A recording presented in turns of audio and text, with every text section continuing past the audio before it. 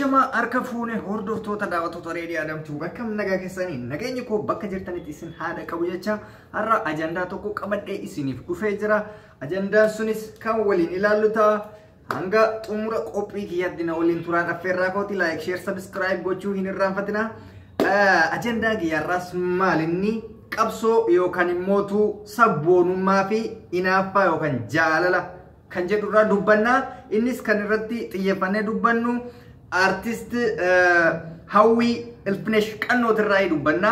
Maaliif social media kanarratti ajandaa taate oliif gadi deddeemutti jirti.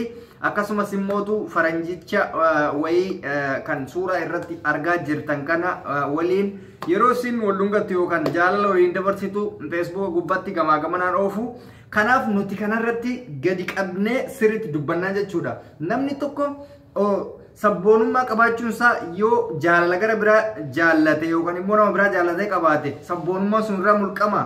Akkasumas immootu dirqamaatti sabboonaa ta'uuf dubree Oromoo qofa yookaan dhiira Oromoo qofa jaallatuu qabda. Isa qofaa miti immootu jaalala tokko kasii murteessu si'i mataa keetii moo hawaasa. Amma laala sirriitti ani fakkeenyaaf yoon jaalachuuf fedha qabaadhe jaalala an jaalladhu kana ana moo maatii kooti moo Oromootu naa murteessa kan jedhu irratti bal'inaan dubbanne jechuudha. Kanaaf maqaa balleessin akkanaa kuni kan ka'uu danda'e akkuma isin argitan Hawwi Ilfinesh qannoo irratti osoo isatti seeniin dursa Ilfinesh qannoo nama akkamii akka turte hundi keenya ni beekna. Nama sabboonummaa Oromootiif jecha hidhaa fi ajjeechaa dararaa adda addaa keessa dabarfattee as geettedha jechuudha.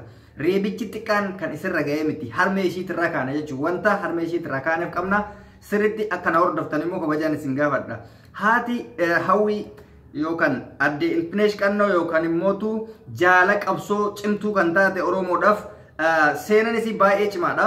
Baay'isawee namoonni tokko tokko hin beektan ta'a. Qabsoo Oromoo keessatti nama rifeensa isii kana qaruuraa yookaan birciqoo cabeen haaddameedha. Seenaa Oromoo keessatti kun hammeenya isii irratti adeemsifamedha. Maqaa Oromootiif immoo beeki biddeena nyaattuuf yookaan immootu balleessaa wayii balleessiteetii miti. Sababa Oromoo taateef qaruuraa birciqoo cabsanii birciqoo laaslaasaa nuti itti dhuynu kana cabsanii rifeensa isii irraa haadan haadha Hawwii jechuudha.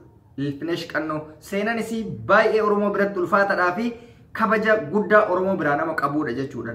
Namoota akkanaa kana kabajaan isii suni ilma ishiitii fi hanga shanyii isii hundatti dara. Maaliif amma booda shanyiin isii zarii yookaan shanyii Ilfinesh qannoo jedhanii dubbatan. Maaliif seenaa qabda Oromoo biratti galmooftatii jirti jechuudha.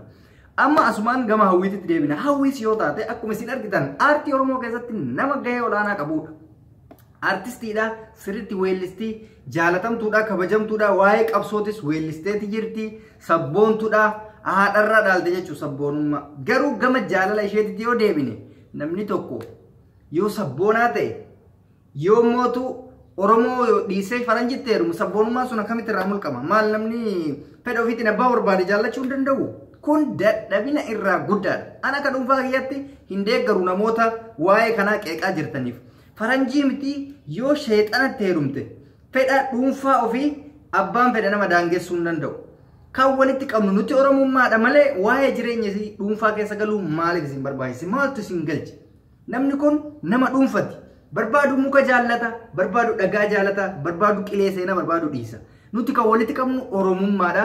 Qabsoo keessatti haadha ishiitis taate isiinis amma fakkeenyaaf guyyaa dabree yoo argitanii qabaattan isiinis sababa Oromummaatiif kan dhiiga isii dhangalaaste burraayyuu irratti yoo argitan.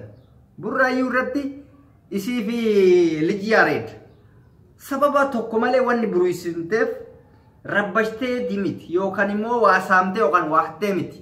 Sababa Oromummaati. Duuba nama akkanaa kana ati ka takkaa maqaa Oromootiin takkaa Oromummaadhaaf qacceen takka kana si garaaftee hin beekne xiffii takka kan namni si dhahee hin beekne sababa Oromummaa maqaa isii xiqqeessitee waan hin taane irra keettee hojjettu qaanyiidha. Immoo jaalalli kan dhuunfati malee kan eenyutiyyuu miti. Abbaan barbaadde waan barbaade fakkeenya isinii fudha ijoollee biyya Arabaa bar wal gorsuudhaaf isinitti hin taphatiniif wal gorsina malee abbaan feete Araboo jaalalte mirga guutuu qabda. Garuu sitti taphatee akka isin dhiibne faranjiin immoo waan akkasii hin beektu.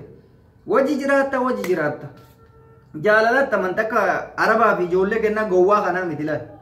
Abbaa barbaadde wajji yoo jiraatte kabajaan si hojii jiraata. Yoo ati biraa deemte illee deemte sitti hin dubbatan.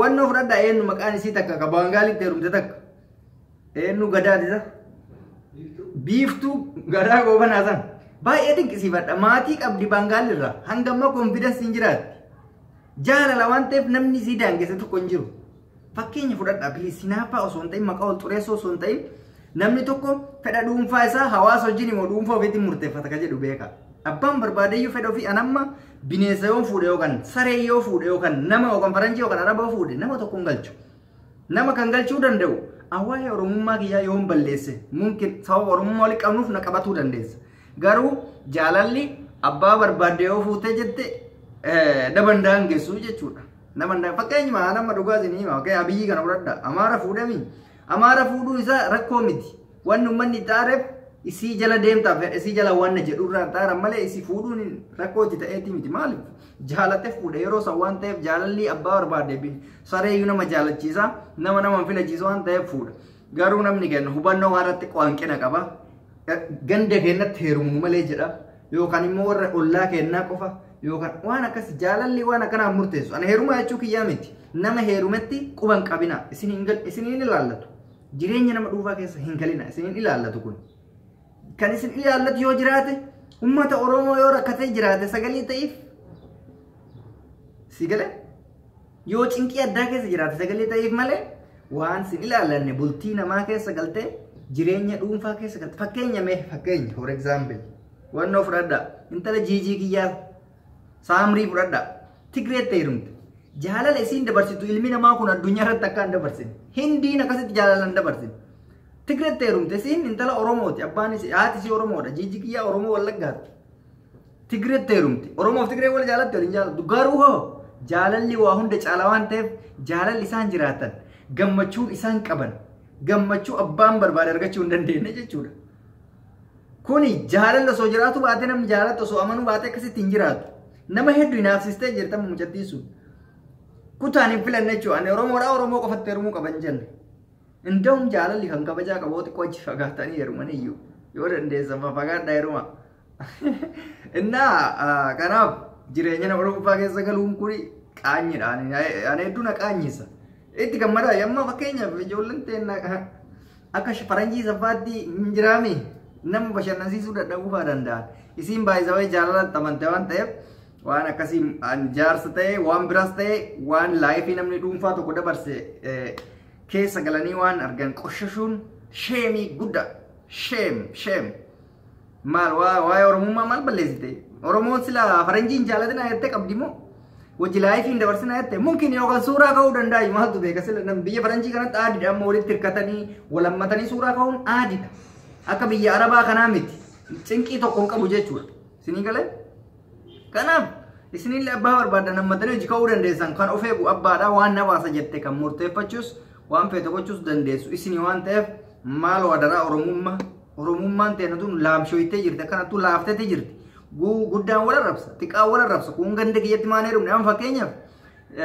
naannolee hedduutti kan mul'atu maa inni intaloon takka yoo kutaa biraatti heerumte hin arrabsamti kutaan isiisu hin arrabsa dhiira kenna tuffattee gara biraatti heerumte maalii kenna tuffattee gara biraatti heerumte waa heddu jedhanii akka waan isiin rakkoo wayii gandasiisan irraa dhabdee yookaan dhiira dhabde akkasii miti jaalalli bakkuma nama qabee nama qaba malee bakka namni jedhee miti higalee fakkeenyaa nama ofii kiyya beeku jira nama kutaa biraa hiriyaa kiyya nama kutaa biraa jaalata jaalallee isiisan namni akka diinatitti ilaala namni kutaa naannoo isii akka diinatitti ilaala osoo nuti jirru osoo ijoolleen keenya jiran akkamitti kutaa biraa jaalatanii jibba addaa tokko qabaniif kun dadhabina idiot stupididha baay'ee waan nama fokkisiisaa garte waan sheemii guddaa ta'e garte waan akkasiiti jaalalli gadhuufatti Hinaafaa Hinaafaa fi sabboonummaa waliin qabatu sabboonummaa waan bira oromummaa waan bira Hinaafaa waan bira maal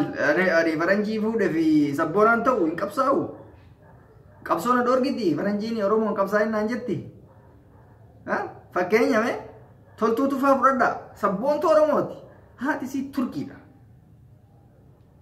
turkiidha abbaan oromoodha haati turkii waan taateef oromoo hoomuu sin galchuun dubbatiin jettee afaan qabdee jirti hin qabne akka feetetti dubbatu jirti namoota adda addaa fudhadha namoota kutaa adda addaatirraa wal dhale kan indawum jaraturra quuqama cimaa qabaay kaleessa argitanii qabaattan faranjii wayii afaan amaariffaa haasa Afrikaan macaawachaa dhaadheeni faranjiitti hima. Itoophiyaatti dhalatee waan ta'eef itti dhagahama lammummaan. Waan keessatti dhalateef itti dhagahama. Sinii galee jireenyi dhuunfaa fi jireenyi hawaasummaa walitti dhufu waan ta'eef dhaamsi koo har'aaf qabu kanuma fakkaata. Namoonni hanga ammaa na hordoftan baay'ee galatoomaa isin jaalladhaa isin kabajaa. Namoonni haaraa taatan subscribe, like, share gochuu hin irraanfatinaa.